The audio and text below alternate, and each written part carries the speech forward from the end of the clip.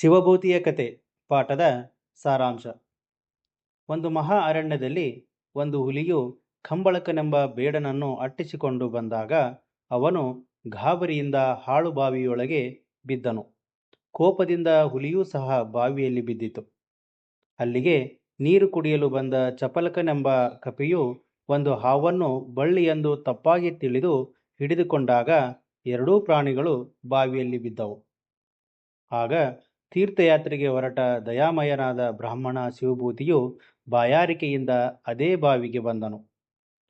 ಒಂದು ಬಳ್ಳಿಗೆ ತನ್ನ ಕಳಸಗಿಂಡಿಯನ್ನು ಕಟ್ಟಿ ಬಾವಿಯೊಳಗೆ ಬಿಟ್ಟು ಮೇಲೆಳೆದಾಗ ಅದರ ಜೊತೆಗೆ ಒಂದು ಹುಲಿ ನೇತಾಡುತ್ತಿತ್ತು. ಅದು ಶಿವಭೂತಿಗೆ ನಮಸ್ಕರಿಸಿ ಬಾವಿಯಲ್ಲಿ ಬಿದ್ದ ಬೇಡ, ಸರ್ಪ ಮತ್ತು ಕಪಿಯ ಕತೆ ಹೇಳಿತು. ಹಾಗೂ ಪರ್ವತ ಪಂಕ್ತಿಯ ತಪ್ಪಲಿನಲ್ಲಿರುವ ತನ್ನ ಗುಹೆಗೆ ಬಂದರೆ ಅಮೂಲ್ಯ ವಸ್ತುಗಳನ್ನು ನೀಡುವುದಾಗಿ ಹೇಳಿತು. ಆದರೆ ನೀಚನಾದ ಬೇಡನನ್ನು ರಕ್ಷಿಸಬಾರದೆಂದು ತಿಳಿಸಿತು. ಹಾವಿಗೆ ಹಾಲೆರದಂತೆ ನೀಚನಿಗೆ ಉಪಕಾರ ಮಾಡಿದರೂ ಅಪಕಾರವನ್ನೇ ಮಾಡುತ್ತಾನೆಂದು ಹೇಳಿತು.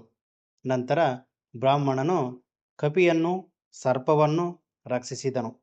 ಕಪಿಯು ಬದರಿಕಾಶ್ರಮದಲ್ಲಿ ತಾನು ವಾಸಿಸುವುದಾಗಿಯೂ ಅಲ್ಲಿಗೆ ಬಂದರೆ ತನ್ನ ಶಕ್ತಿ ಮೀರಿ ಸತ್ಕರಿಸುವುದಾಗಿಯೂ ಹೇಳಿತು.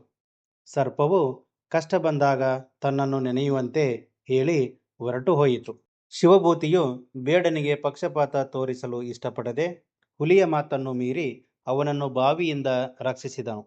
ಅವನು ತಾನು ಪದ್ಮನಗರದಲ್ಲಿ ವಾಸಿಸುತ್ತೇನೆಂದು ಅಲ್ಲಿಗೆ ಬಂದರೆ ತನ್ನ ಕೈ ಮೀರಿ ಸತ್ಕರಿಸುವುದಾಗಿಯೂ ಹೇಳಿ ಹೊರಟು ಹೋದನು. ತೀರ್ಥಯಾತ್ರೆ ಮುಗಿಸಿಕೊಂಡು ಬಂದ ಶಿವಭೂತಿಯು ಹುಲಿಯನ್ನು ಭೇಟಿಯಾದನು. ಅದು ಆತನನ್ನು ತನ್ನ ಗುಹೆಗೆ ಕರೆದುಕೊಂಡು ಹೋಗಿ ತನ್ನಲ್ಲಿದ್ದ ಅಪಾರ ಅಮೂಲ್ಯ ಒಡವೆಗಳನ್ನು ಕೊಟ್ಟು ಸತ್ಕರಿಸಿತು. ನಂತರ ಬದರಿಕಾಶ್ರಮಕ್ಕೆ ಹೋದಾಗ ಕಪಿಯು ಸಂತೋಷದಿಂದ ಆ ವನದ ಹಣ್ಣುಗಳನ್ನು ಅವನಿಗೆ ನೀಡಿ ಸತ್ಕರಿಸಿತು. ಮರುದಿನ ಶಿವಭೂತಿಯು ಪದ್ಮನಗರಕ್ಕೆ ಬಂದು ಕಂಬಳಕನೆಂಬ ಬೇಡನ ಮನೆಗೆ ಹೋದನು. ಆ ಬೇಡನು ತನ್ನ ಬಳಿ ಏನೂ ಇಲ್ಲವೆಂದು ತನ್ನ ನಿರುಪಾಯ ಸ್ಥಿತಿಯನ್ನು ವಿವರಿಸಿದನು. ಅವನಿಗೆ ಸಹಾಯ ಮಾಡೋಣವೆಂದು ಶಿವಭೂತಿಯು ತನ್ನಲ್ಲಿದ್ದ ಅಮೂಲ್ಯ ಆಭರಣಗಳನ್ನು ಬೇಡನಿಗೆ ತೋರಿಸಿದನು. ಆ ಕೃತಜ್ಞನಾದ ಬೇಡನು ಶಿವಭೂತಿಯು ಮಾಡಿದ ಉಪಕಾರವನ್ನು ನೆನೆಯದೆ ಅವನು ರಾಜನ ಒಡವೆಗಳನ್ನು ಕದ್ದಿರುವೆನೆಂದು ರಾಜನ ಬಳಿ ದೂರು ನೀಡಿದನು. ರಾಜನು ಶಿವಭೂತಿಯ ಬಳಿಯಿದ್ದ ಒಡವೆಗಳನ್ನು ಕಿತ್ತುಕೊಂಡು ಅವನನ್ನು ಸೆರೆಮನೆಗೆ ಹಾಕಿದನು. ಆಗ ಶಿವಭೂತಿಯು ಸರ್ಪವನ್ನು ನೆನೆದಾಗ ಅದು ಬಂದು ವಿಷಯವನ್ನು ತಿಳಿದು ಒಂದು ಉಪಾಯ ಸೂಚಿಸಿತು. ಅದರ ಪ್ರಕಾರ ಸರ್ಪವು ರಾಜನ ಹಿರಿಯ ಮಗನನ್ನು ಕಚ್ಚಿದಾಗ ಅವನನ್ನು ಕಾಪಾಡಲು ಯಾರಿಗೂ ಆಗಲಿಲ್ಲ. ಆಗ ಶಿವಭೂತಿಯು ಹೋಗಿ ರಾಜಕುಮಾರನ ಮೇಲೆ ನೀರನ್ನು ಮಂತ್ರಿಸಿ ಚಿಮುಕಿಸಿದಾಗ ಅವನು ಎದ್ದು ಕುಳಿತನು. ನಡೆದ ವಿಚಾರ ತಿಳಿದ ರಾಜನು ಶಿವಭೂತಿಯನ್ನು ಸತ್ಕರಿಸಿದನು ಹಾಗೂ ಬೇಡನನ್ನು ಯಮಪುರಿಗೆ ಕಳುಹಿಸಿದನು. ಪಂಚತಂತ್ರ ಕೃತಿಯ ಪರಿಚಯ. ಪಂಚತಂತ್ರ ಕೃತಿಯು ಭಾರತದ ಶ್ರೇಷ್ಠ ಕೃತಿಯಾಗಿದೆ.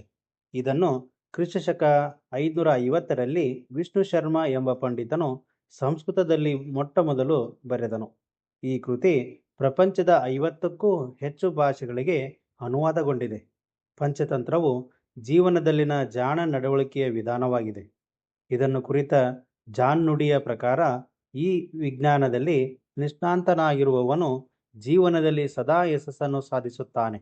ಪಂಚತಂತ್ರ ಕಥೆಗಳು ಮನುಷ್ಯನ ಗುಣಗಳ ಅನೇಕ ಮುಖಗಳನ್ನು, ಪ್ರಾಣಿಗಳ ನಡವಳಿಕೆ ಹಾಗೂ ಅವುಗಳು ಮನುಷ್ಯನೊಡನೆ ನಡೆಸುವ ಕ್ರಿಯೆಗಳ ಮೂಲಕ ಪ್ರಕಟಗೊಳ್ಳುತ್ತವೆ.